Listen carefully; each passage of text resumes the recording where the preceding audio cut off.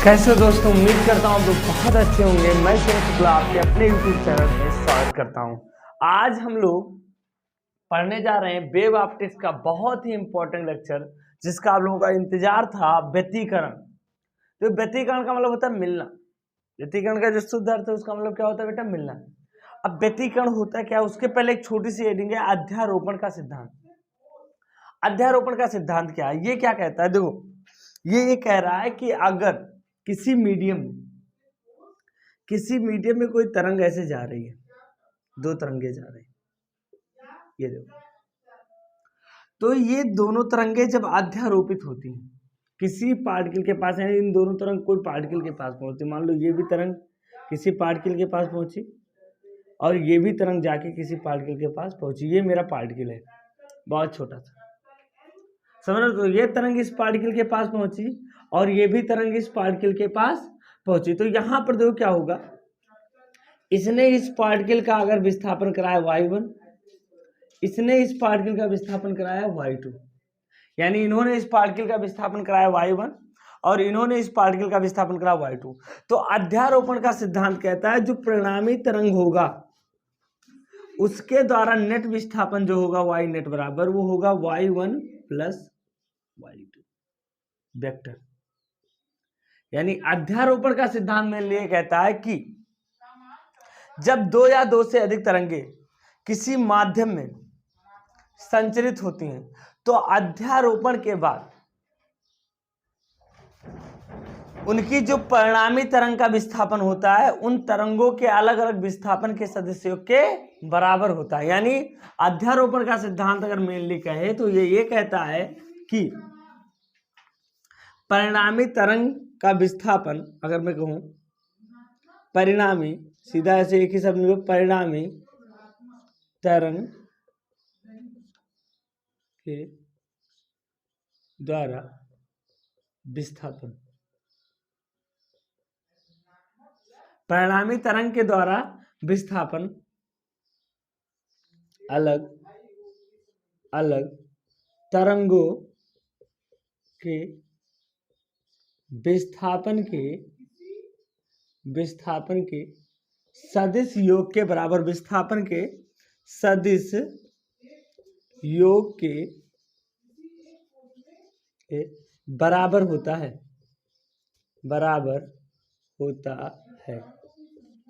इस बात को बहुत ही अच्छे से ध्यान दो। ये कहना क्या चाहता है? अगर कोई पार्टिकल है यहां पर, सपोज मान लो ये कोई पार्टिकल है, यहां पर एक तरंग आई तो ये तरंग क्या लेकर आती है? ऊर्जा। जैसे इस पार्टिकल को ऊर्जा देगी ये पार्टिकल वाइब्रेशन करेगा, अपने मेन पोजीशन से विस्थापित होगा। तो मैंने माना कि ये वाला तरंग इसको कह रहा है बेटे तुम y1 दूरी पर जाओ, ये y1 विस्थापित हुआ अपने मेन पोजीशन। मान लो सपोज एक तरंग और आ रही है, ये लो, ये तरंग कह रही तुम y2 दूरी पर जाओ।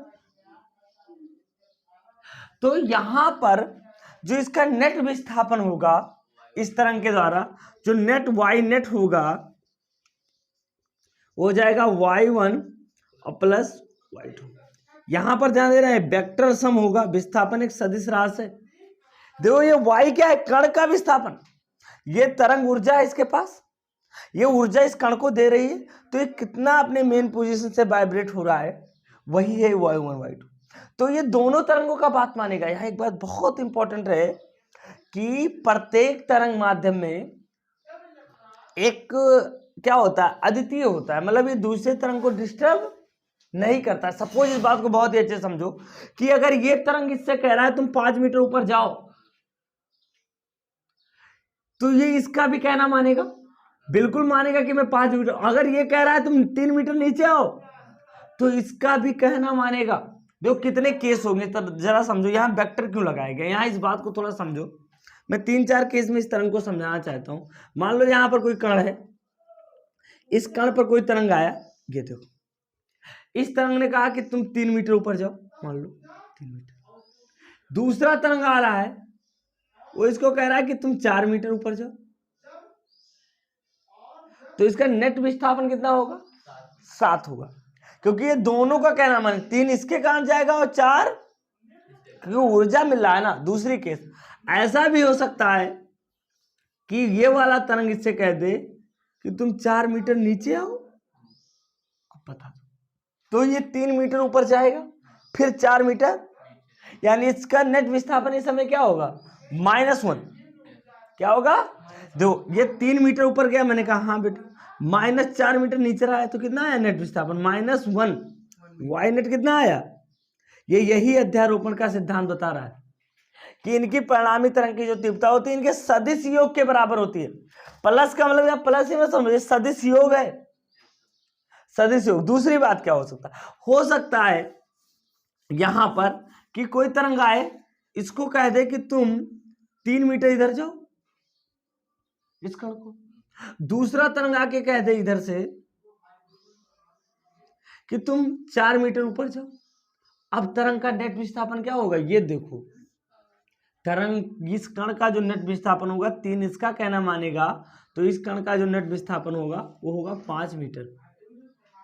यही है वेक्टर सम, यानी 3 मीटर इधर गया, 4 मीटर, तो नेट ही कितना जाएगा, वही वेक्टर सम है। ठीक है, ऐसा भी हो सकता है कि कोई कण आके कह दे कि तुम 4 मीटर ऊपर जाओ, समझो इस बात को, और कोई दूसरा कण आके आए कि 4 मीटर नीचे जाओ, तो कण का अब नेट विस्थापन क्या होगा, 0। यानी कण का जो विस्थापन हो रहा है इसमें सारे तरंगों का रोल है, ये सबका कहना, ऐसा नहीं कि कोई कमजोर है कोई कमजोर नहीं है, ऐसा नहीं, ये पार्टिकल इन सभी तरंगों का कहना मानेगा जो भी इसके पास आएंगे, क्योंकि ऊर्जा है सबके पास, और सब इसको विस्थापित कराएंगी।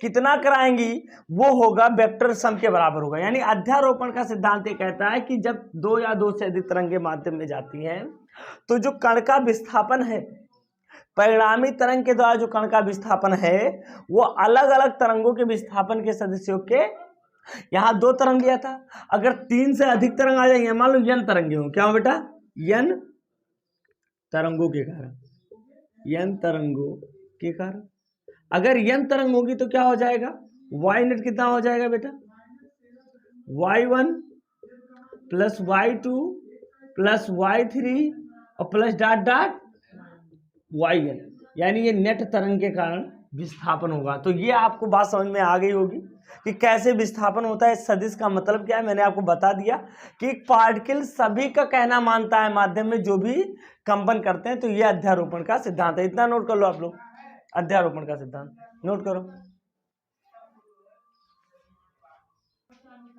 यहां ध्यान दो बेटा, तरंग समीकरण है, आप लोग 11th में पढ़े होंगे अच्छे से, ये मुझे पता है, लेकिन फिर भी मैं बताना चाहता हूं कि तरंग समीकरण होता क्या है। तो देखो, किसी तरंग के द्वारा जो कण का विस्थापन समीकरण है y बराबर, वो होता है y बराबर a sin omega T minus kx, ये होता है किसी तरंग का विस्थापन समीकरण। यानी जब तरंग माध्यम में जाता है तो कण को कितना वाइब्रेट करा रहता है, उसके लिए ये समीकरण है।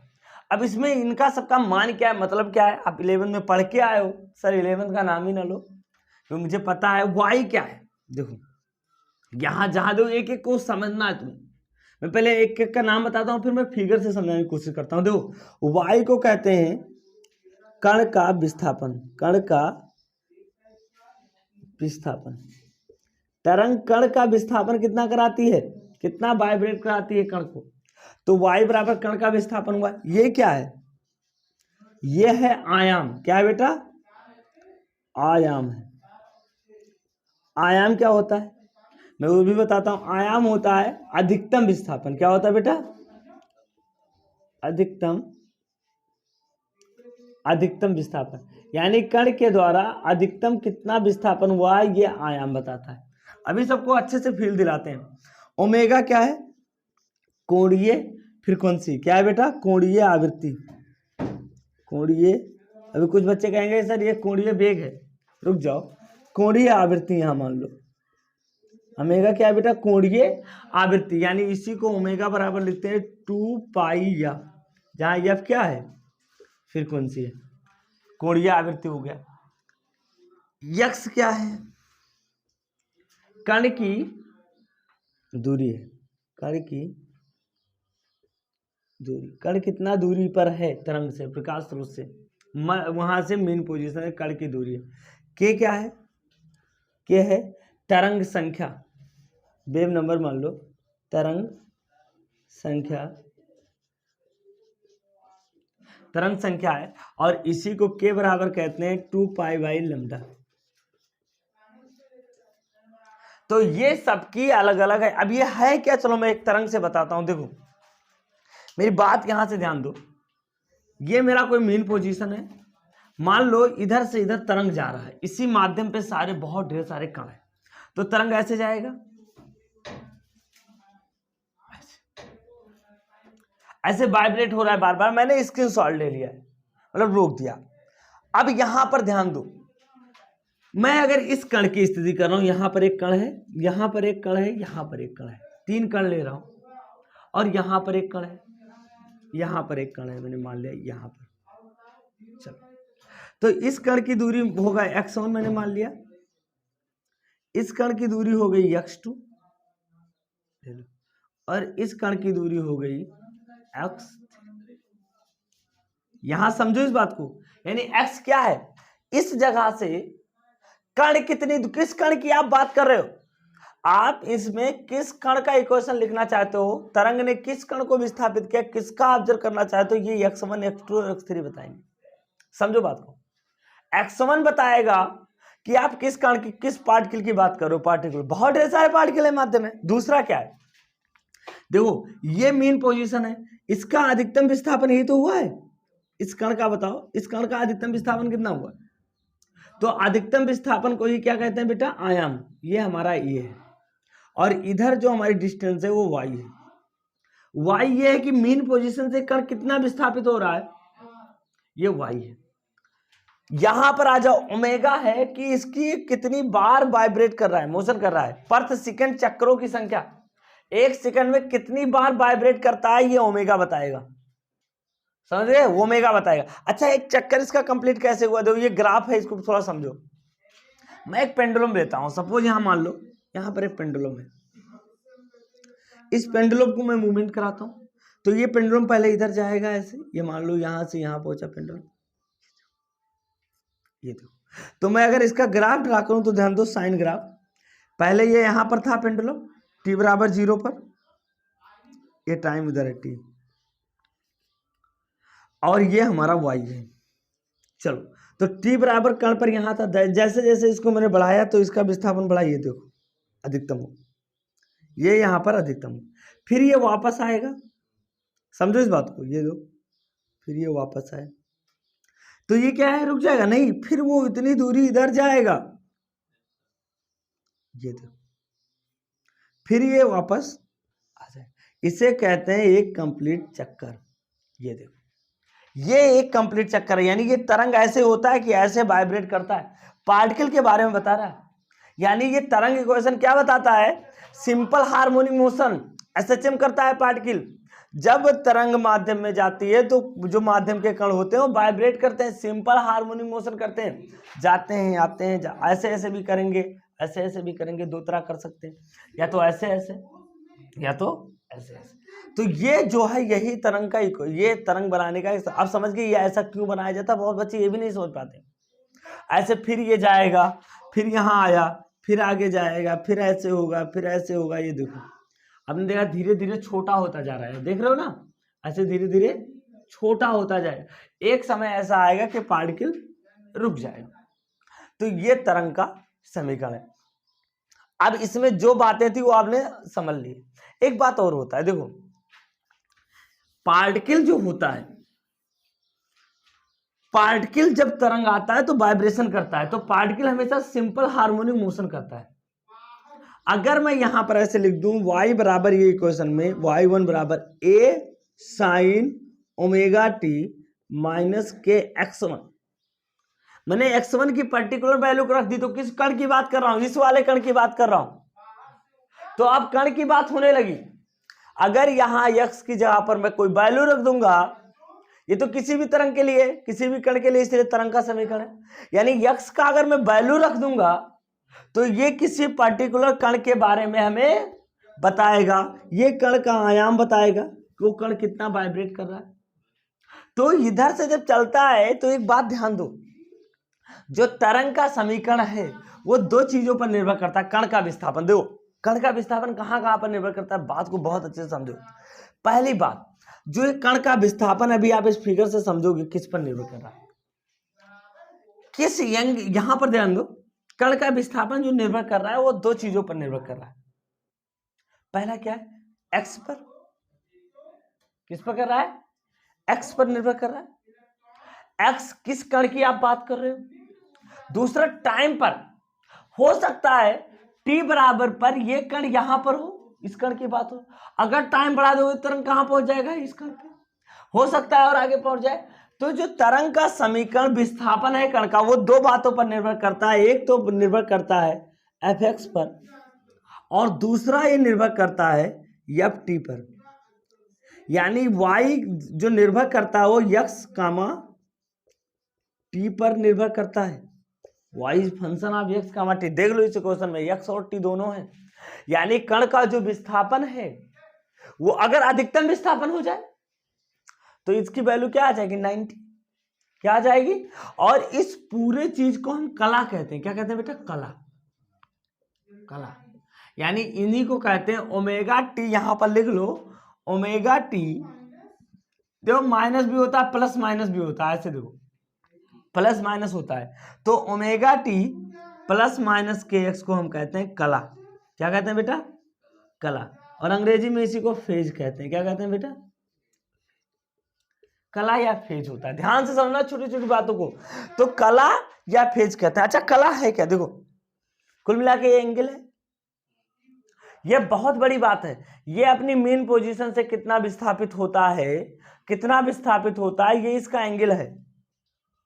बात को ध्यान दो, कितने, जितना एंगल होगा इसका आयाम उसका ज्यादा होगा। अगर इसकी वैल्यू 90 हो जाए तो विस्थापन बहुत ज्यादा हो जाएगा। और अधिकतम विस्थापन को हम क्या कहते हैं, आयाम कहते हैं। हम आयाम को एक बार समझो, देखो अगर कोई पार्टिकल है, इसको एनर्जी दी जा रही है, तो एक समय ऐसा आएगा कि अपने मध्य से बहुत अधिक दूरी पर जाए, और जो वाई मैक्स है ना, यही क्या है, आयाम है। अपने मध्य स्थिति से अधिकतम विस्थापन, अपने माध्य स्थिति से कितना आगे जा रहा है, यही इसका क्या है, आयाम है। तो हम आशा करते हैं कि आपने इस तरंग के इक्वेशन को अच्छे से समझ लिया कि तरंग का इक्वेशन है क्या, इसको क्या कहते हैं, इसका मतलब क्या होता है, इन सारे मतलब को आप समझ गए। ठीक है, चलो इतना नोट कर लो आप लोग। व्यतिकरण क्या होता है, देखो व्यतिकरण की घटना क्यों होती है, इसको बहुत अच्छे से आप समझ लोगे। बात को समझो, मैंने कहा कि माध्यम में बहुत ढेर सारी तरंगे आ रही हैं। एक कण को ही ले रहा हूं मैं, बुग्गू को ले रहा हूं, देखो बेचारा बुग्गू, ये बुग्गू है, ये कण का एक पार्टिकल है मान लो। अब इस पर बहुत ढेर सारी तरंगे आएंगे, ऐसे आई तरंगे, ऐसे आई तरंगे। यहां ध्यान देने वाली बात है, हो सकता है ये दोनों तरंगे समान कला में मिले। समान कला समझते हो, समान एंगल पर पड़े, यानी जो ये वाली तरंग जितनी एंगल पर पड़ रही है उतनी ही एंगल पर ये वाली तरंग पड़े, मतलब ऐसे समान। जैसे आप देख रहे हो ना, टक्कर होता है, आपने देखा हो प्रत्याश टक्कर होता है आमने सामने, क्या बात है, सीधा टक्कर। यही टक्कर अगर लड़कों लड़कों के बीच में हो जाता है तो दे धुलम हो जाता है। समान कला मतलब एक से दूसरे का मुंह दूसरे के मुंह पे लड़ जाए, मतलब ऐसे थूथुर, इसके साथ कहे थूथुर, यानी एक का थूथुर दूसरे के थूथुर से लड़ जाए तो उसे हम कहेंगे समान कला। और यही घटना अगर क्या बोलते हैं तुम्हारा गर्ल्स के साथ हो जाए, अरे इतने खुश हो जाते हैं, बताओ ही नहीं सर, देख रहे हो कितनी अच्छी सोच है। तो यहां पर अगर समान कला में मिल जाए, तो समान कला में मिलेंगे तो नेचर समान होगा। मतलब समान कला का कहने का मतलब कि ये तरंग आया, इस पार्टिकल से कह रहा है बेटा 5 मीटर ऊपर चल, दूसरा तरंग उसी टाइम में आया और इसी पार्टिकल से कह रहा है 3 मीटर ऊपर जाओ, यानी समान कला में है। अगर ये समान कला में है तो ये ऊपर जाएंगे, तो इस बिंदु पर कण का जो विस्थापन होगा वो अधिकतम हो जाएगा, यानी आयाम अधिकतम हो जाएगा। और अगर आयाम अधिकतम हो जाएगा तो कण की तीव्रता भी क्या हो जाएगी, अधिकतम। तो यहां पर चमकीला उत्पन्न होगा, यहां पर बहुत ज्यादा उजाला उत्पन्न हो जाएगा इस जगह पर। ये भी हो सकता है दूसरा केस में, ये कहते 5 मीटर ऊपर जाओ, दूसरा तरंग विपरीत आ गया, अब इस बार विपरीत है, ये इधर कह रहा है, ये इधर कह रहा है, ये तरंग ऐसे आया है, नीचे चल, ये वाला तरंग ऐसे आया ऊपर चल। ये देखो, बात को समझो, मैं दो तरंगों की बात कर रहा हूं। यहां पर ये तरंग आया, ये देखो ऐसे पड़ा, कह रहा नीचे जाओ। हो सकता है एक तरंग ऐसे आए, ये लो, अब लो, ये तरंग पार्टिकल को कह रहा है 5 मीटर नीचे आओ, ये तरंग कह रहा है नहीं 5 मीटर ऊपर जाओ। तो पार्टिकल दोनों का बात मानेगा। 5 मीटर नीचे आया, 5 मीटर ऊपर जाएगा, तो नेट विस्थापन क्या हो जाएगा, वाई नेट 0। अब बता दो, अब यहां पर अंधेरा होगा, यहां पर तीव्रता एकदम इंटेंसिटी कम हो जाएगी, तो यहां पर अंधेरा होगा और वहां पर बहुत उजाला होगा। तो कितनी बड़ी बात आ गई, मतलब प्रकाश आ रहा है, ये भी दो प्रकाश स्रोत है, दोनों प्रकाश दे रहे हैं। तो कुछ बिंदु पर अंधेरा हो रहा है और कुछ बिंदु पर क्या हो रहा है, उजाला हो रहा है। यहां पर भी हो रहा है, लेकिन आपको दिखाई नहीं दे रहा अंधेरा उजाला। कारण क्या है, क्योंकि ये प्रक्रिया इतनी फास्ट होती है, क्योंकि ये दोनों स्वतंत्र प्रकाश स्रोत हैं। स्वतंत्र प्रकाश स्रोत हैं तो सुनो, पहले दो तरंग निकले, ये दोनों तरंग निकले, यहां पर उजाला किए, दोबारा यही आगे से दो तरंग आए और यहीं पर अंधेरा कर दिए। तो उजाला और अंधेरा की प्रक्रिया इतनी तेज होती है, इतनी तेज होती है कि हमें पता ही नहीं चलता है कहां पर उजाला कहां पर अंधेरा। लेकिन सोचो एक बात सोचो, अगर ऐसा हो जाए कहीं पर कि यहां पर उजाला, यहां पे अंधेरा, फिर उजाला, फिर अंधेरा, फिर उजाला, फिर अंधेरा। ये देखो, अगर अभी इसी बोर्ड पर पहले दो तरंगाएं यहां उजाला बनाए, फिर अंधेरा, फिर उजाला, फिर अंधेरा, फिर उजाला, फिर अंधेरा, फिर उजाला, तो क्या होगा? और ये प्रक्रिया सारी आने वाले तरंग दोहराए, सोचो, तो यहां पर ब्लैक एंड व्हाइट की पट्टियां मिलेंगी ना, इसी को व्यतिकरण कहते हैं। मतलब ये पट्टियां मिलेंगी, लेकिन कंडीशन है कि सर ये क्या कब होगा ऐसा।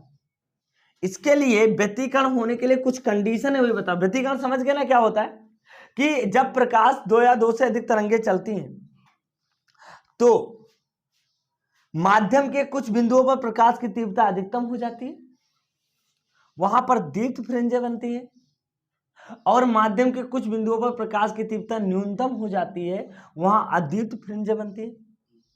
और जहां अधिकतम हो जाती है उसे संपोषी व्यतिकरण कहते हैं, और जहां न्यूनतम हो जाती है उसे विनाशी व्यतिकरण कहते हैं। यानी ब्राइट स्पॉट बनता है और डार्क। लेकिन कंडीशन क्या है, ये बनेगा कब?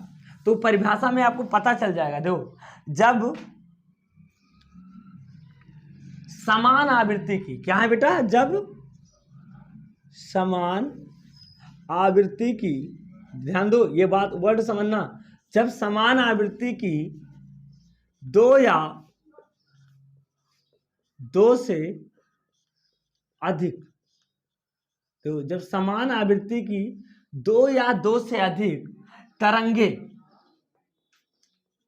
जब समान आवृत्ति की दो या दो से अधिक तरंगे एक माध्यम में, एक समान माध्यम में, लिखो तरंगे समान माध्यम में एक ही दिशा में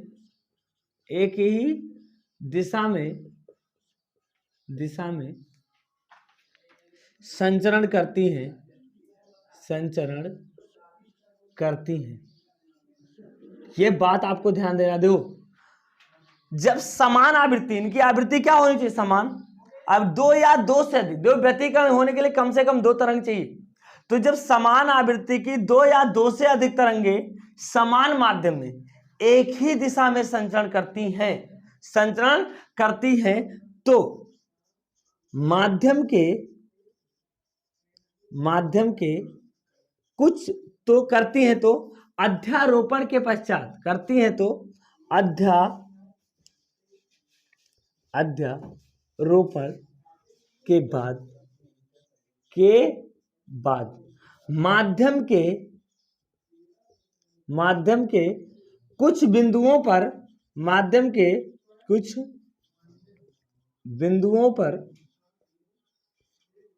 पर प्रकाश की तीव्रता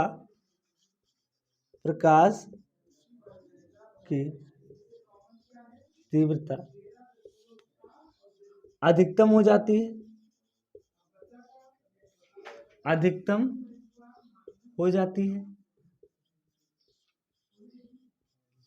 तथा कुछ बिंदुओं पर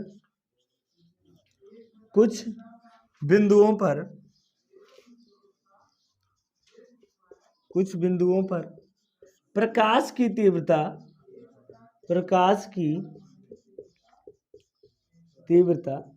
कुछ बिंदुओं पर प्रकाश की तीव्रता न्यूनतम हो जाती है। प्रकाश की तीव्रता क्या हो जाती है? न्यूनतम हो जाती है। ये जो अधिकतम न्यूनतम हुआ, इस घटना को क्या कहते हैं? व्यतिकरण कहते हैं। क्या कहते हैं बेटा? इस घटना को व्यतिकरण कहते हैं। इस घटना को क्या कहते हैं बेटा? व्यतिकरण कहते हैं। अच्छा देखो, जिन बिंदुओं पर प्रकाश की तीव्रता अधिकतम हो जाती है वहां पर क्या होता है? दीप्त फ्रिंजें बनती है और उसे संपोषी व्यतिकरण कहते हैं। और जहां प्रकाश की तीव्रता न्यूनतम हो जाती है वहां अदीप्त फ्रिंजें बनती है, उन्हें क्या कहते हैं? विनाशी। तो इस बात को ऐसे नोट करके ऐसे पढ़ लो, जिस बिंदुओं पर प्रकाश की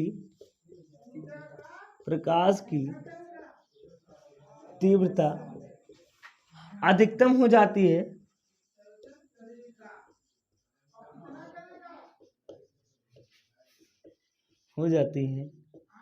वहां क्या बनती है बेटा? वहां दीप्त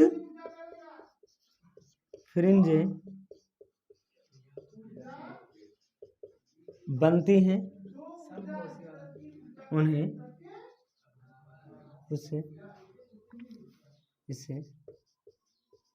संपोषी व्यतिकरण कहते हैं। क्या कहते हैं बेटा? संपोषी व्यतिकरण कहते हैं। संपोषी व्यतिकरण कहते हैं। और जिन बिंदुओं पर प्रकाश की तीव्रता क्या हो जाती है?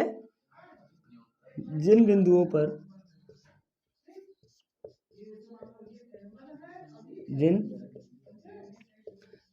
पर प्रकाश की तीव्रता न्यूनतम हो जाती है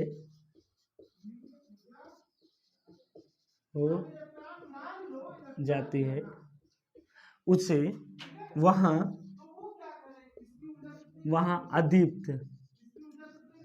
अदीप्त फ्रिंजें बनती हैं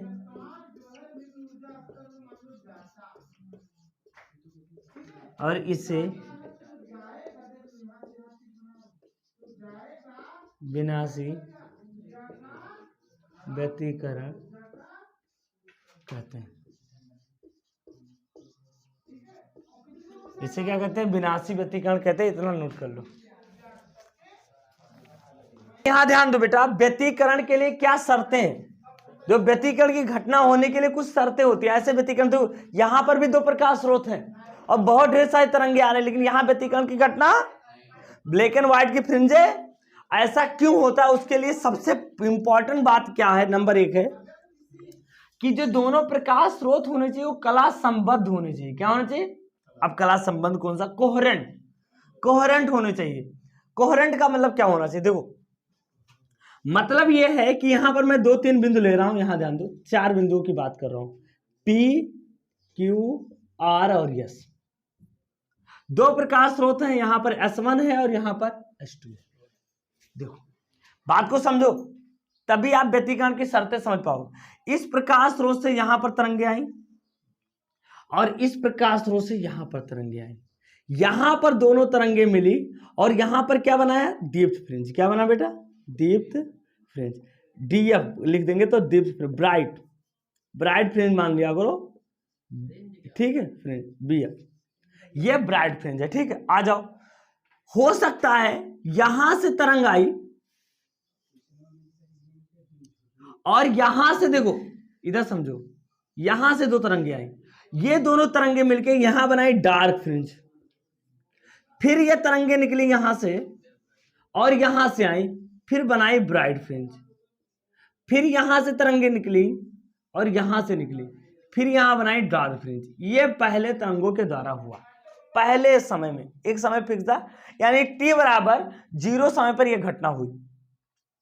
अब t समय बाद अगर इन दोनों प्रकाश स्रोत से निकलने वाली बिंदुएं सेम पैटर्न बना रही, मतलब यहां फिर आई दो तरंगे, यहां पर दीप्त बनाई, फिर आई दो अदीप्त बनाई, फिर दीप्त फिर अदीप्त, यानी ये प्रक्रिया सभी तरंगे, इन दोनों तरंगों से, इन दोनों प्रकाश स्रोत से आने वाली तरंगे इस नियम का पालन कर रहे हैं कि जहां पर वो दोनों लोग दीप्त बनाते वही तो हम भी दोनों लोग मिलकर दीप्त ही बनाएंगे। अगर ये प्रक्रिया, तो जिसको कहते हैं कि इनके बीच में जो कलांतर है वो नियत है। क्या है बेटा?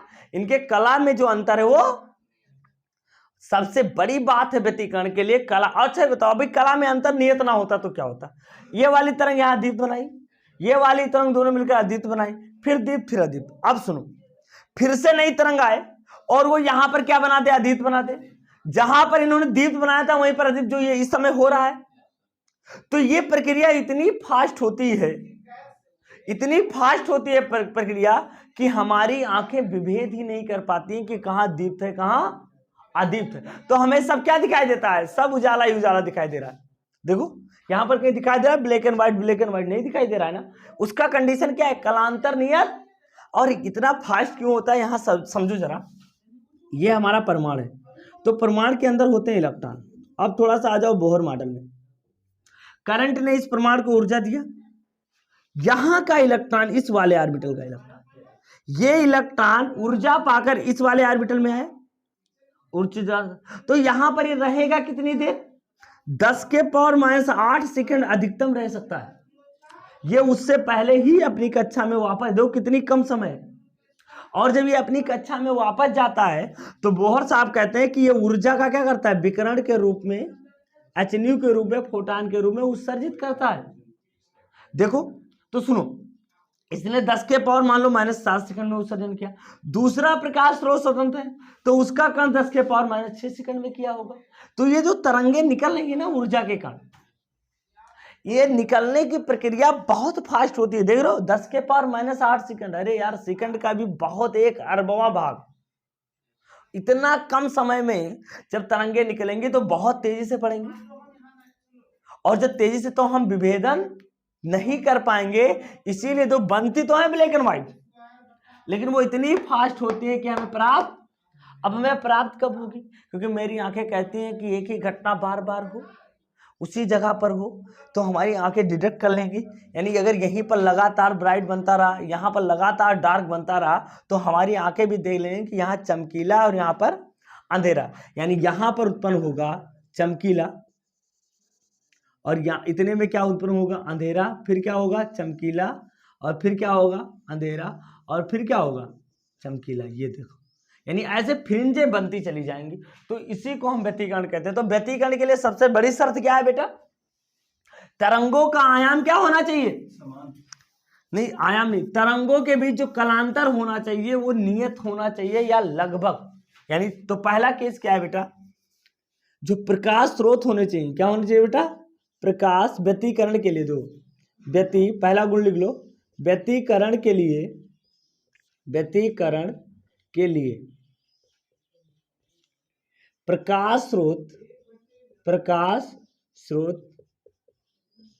कला संबद्ध होने चाहिए। कला संबद्ध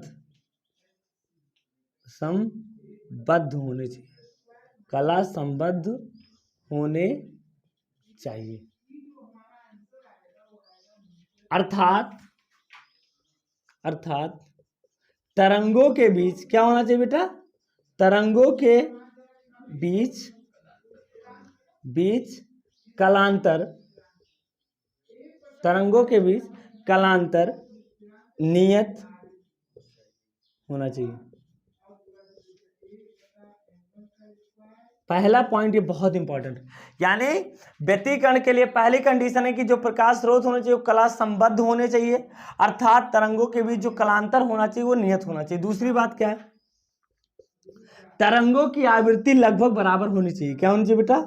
तरंगों की, ये अच्छा व्यतिकरण चाहिए। तो व्यतिकरण तो यहीं से हो गया, लेकिन एक अच्छा व्यतिकरण पाने के लिए तरंगों के बीच कलांतर जो होने चाहिए क्या हो, आवृत्ति तरंगों के बीच आवृत्ति लगभग समान होनी चाहिए। अगर लगभग समान नहीं होगी तो ये क्या होंगे, तो पहली बात समान नहीं होगा तो हमें डार्क फ्रिंजें नहीं मिलेंगी, अच्छी ब्राइट और डार्क बढ़िया एक कॉन्ट्रास्ट एकदम बहुत चमकीला नहीं मिलेगा। तीसरा बात है तरंगों का चाल क्या होना चाहिए बेटा, चाल व माध्यम क्या होना चाहिए, समान होना चाहिए। तरंगों के लिए माध्यम अगर समान हो गया तो चाल समान हो जाएगा, यानी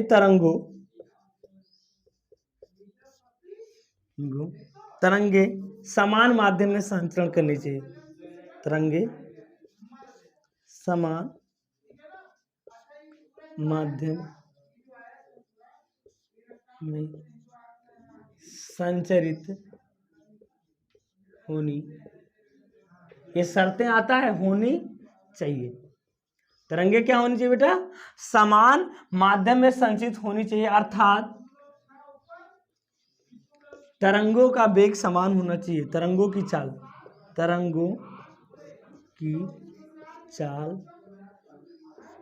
समान होनी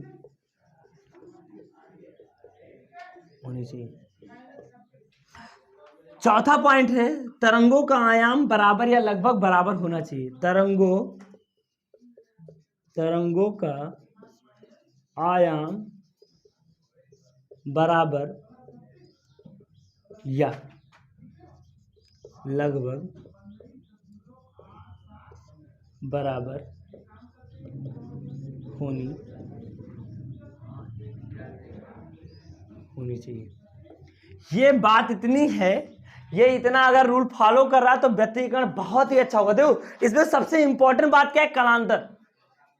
व्यतिकरण के लिए अगर इस पॉइंटों में सबसे इंपॉर्टेंट कोई चीज है तो कलांतर है, बाकी सब नियत कर दो, कलांतर नियत करोगे तो व्यतिकरण नहीं होगा। अगर कलांतर नियत नहीं है तो कलांतर बहुत ही इंपॉर्टेंट रोल है कि व्यतिकरण तभी होगा जब उनके बीच में कलांतर क्या होना चाहिए। मैंने कहा था ना कि हमने प्रत्याश टक्कर भी एग्जाम्पल दिया था ना कि ऐसे थूथुर, कलांतर कौन होगा, थूथुर, मतलब टक्कर हो तो दोनों के मुंह के साथ हो तभी प्रत्याश टक्कर होगा, मतलब एकदम बैक जैसे होता ना, इस सामने ऐसे, मतलब इस तरह का थूथुर, इस तरह का थूथुर मतलब मुंह इस तरह का मुंह और इस तरह का मुंह सीधा, कण के एक साथ पड़ने चाहिए, कण कर ये तरह का मुंह और ये तरह का मुंह एक साथ पड़नी चाहिए। तो इसे हम कहते हैं कि कलांतर इनके बीच में क्या है, नियत है, फेज, समान फेज है। ठीक है, इतना नोट कर लो, ये शर्तें थी व्यतिकरण की।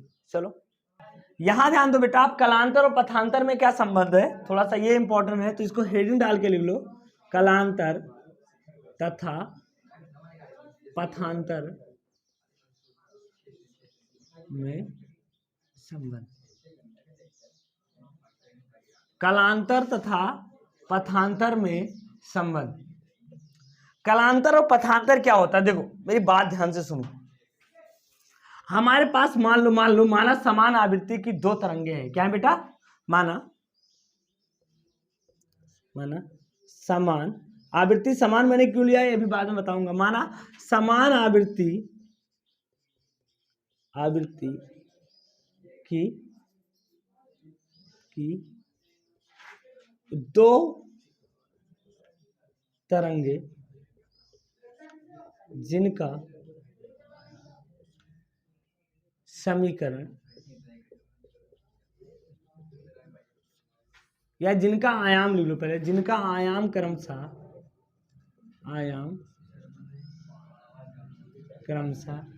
A1 व A2 है। यहां पर मैंने मान लिया है, माना समान आवृत्ति की दो तरंगे जिनका आयाम क्रमशः A1 व A2 है, तब दोनों तरंगों का समीकरण, दोनों तरंगों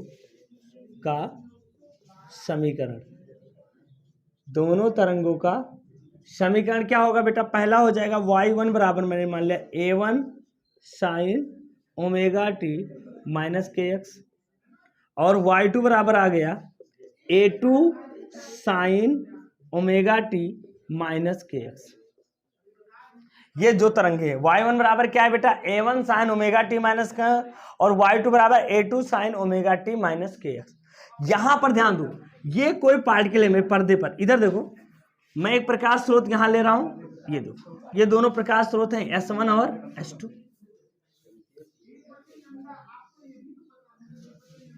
ये S1 और S2 दो प्रकाश स्रोत हैं, यहां से प्रकाश तरंगे निकली। मान लो इस पॉइंट पर एक पार्टिकल P है, यहां पर मुझे अध्ययन करना है, तो इससे तरंग ऐसे जा रही है, ये देखो यहां पर पहुंची, और इससे तरंग ऐसे जा रही है, यहां पर पहुंची। समझो बात को। तो इस तरंग से, इस कण से, यहां पर तरंग का समीकरण दोनों का क्या है, y1 बराबर है a1 sine omega T minus के एक्स, y2 मान लो इसको, y2 बराबर a2, सॉरी इस तरंग का समीकरण, इस तरंग का समीकरण है y1 बराबर a1 sine omega T minus के एक्स। बात को समझो, ये दोनों तरंगे यहां से दो प्रकाश स्रोत से निकल रहे, मैं बिंदु P को ध्यान से देख रहा हूं। अब ये तरंग और ये तरंग की क्या दूरी समान है?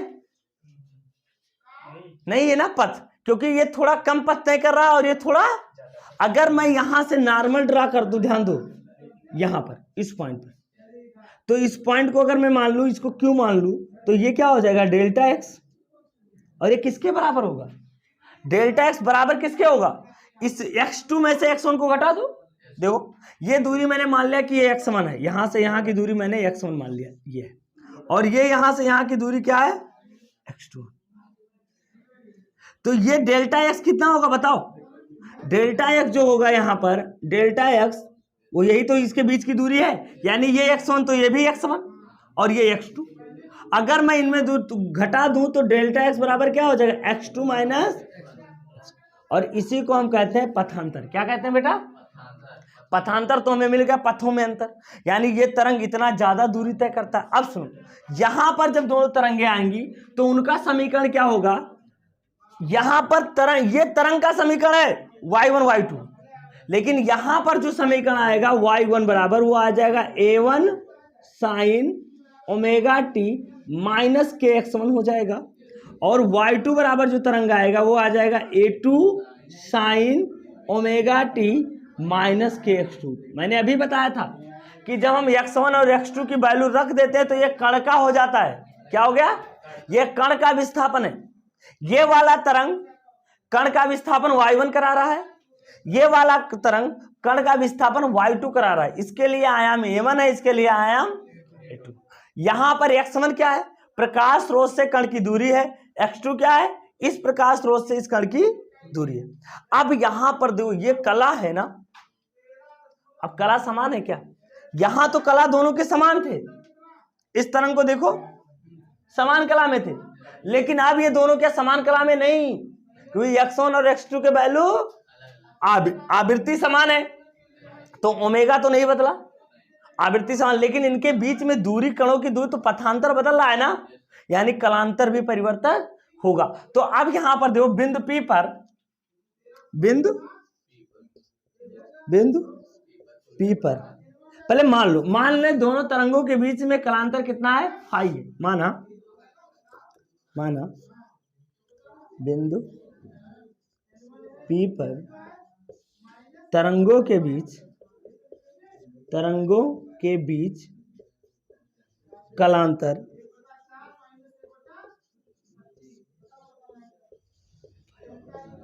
अगर मैं मान लिया कि दोनों तरंगों के बीच बिंदु P पर, अच्छा ये बता दो ये किसका समीकरण है, ये बता दो, इन दोनों समीकरण में बताओ ये किसका समीकरण है और ये किसका समीकरण है, ये कण का समीकरण है, सिंपल हार्मोनिक, ये तरंग का समीकरण है। अगर x की वैल्यू पार्टिकुलर रख दिया जाए तो ये कण की डिनोट करता है, ये क्या कर रहा है, इस कण के, हाँ सर यही वो कण है जहां पर ये तरंग पहुंची है, वाइब्रेट करा रही, तो x1 x2 रख देने से कण के बारे में बात करने लगते हैं, और ये अभी तरंग का समीकरण है, ये यहां से निकला है, ये कण पर मिला है, तो यहां पर देखो तो कलांतर बराबर क्या हो जाएगा, चित्र बताओ,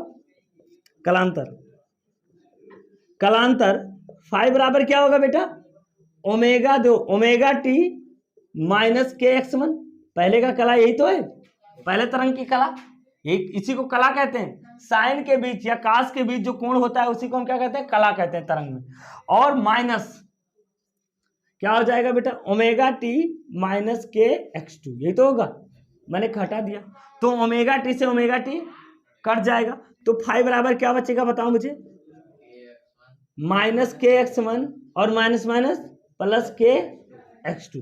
यहां पर हम लिख सकते हैं फाइव बराबर के एक्स टू माइनस के एक्स वन, के को कॉमन करो तो फाइव बराबर क्या आ जाएगा, के एक्स टू माइनस, और x two minus x one क्या है, डेल्टा एक्स। देखो आ गया ना, तो यहां से हम लिख सकते हैं फाइव बराबर के डेल्टा एक्स। अब यहां पर के क्या है, जहां के नियतांक है, तरंग संख्या है, जहां के का मान कितना है बेटा, अभी आपको ऊपर लिखवाया मैंने, जहां के बराबर होता है 2π/बटे लैम्डा, जहां के बराबर क्या आ गया 2π/बटे लैम्डा, और यहां पर अगर उठा के रख दें तो फाइव बराबर आ जाएगा 2π/बटे lambda into delta x.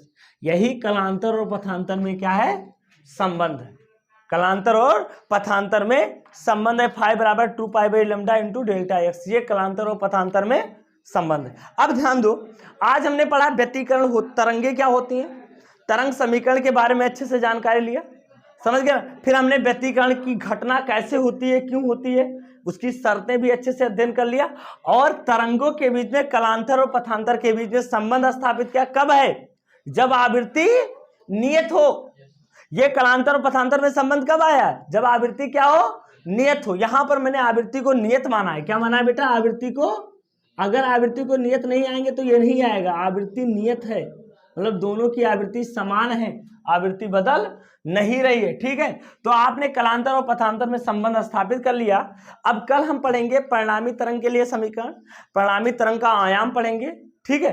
Coherent sources क्या होती है, कला संबंध, ठीक है, उनको अच्छे से हम लोग अध्ययन करेंगे, उस पर कुछ इंपॉर्टेंट सवाल लगाएंगे, ठीक है। Best of luck my dear student.